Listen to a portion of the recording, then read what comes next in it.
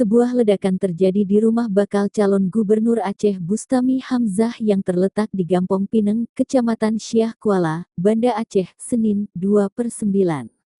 Kecik Gampong Pineng, Arfil, mengatakan peristiwa itu terjadi sewaktu azan subuh, sekitar pukul 5.15 waktu Indonesia Barat. Menurut pihak keluarga, saat kejadian Bustami Hamzah tak berada di rumah. Yang ada hanya keluarga, ibu dan anak ada di rumah, katanya. Arfil mengatakan, berdasarkan penuturan warga yang mengetahui, suara ledakan itu hanya terdengar sesekali. Tak ada warga yang melihat pelaku, ujarnya.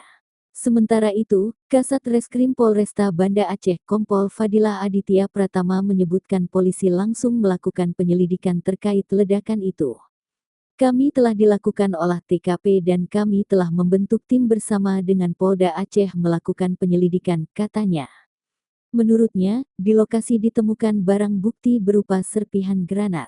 Tapi belum dipastikan lebih jauh, harus dilakukan lagi pendalaman uji lapor, ujarnya.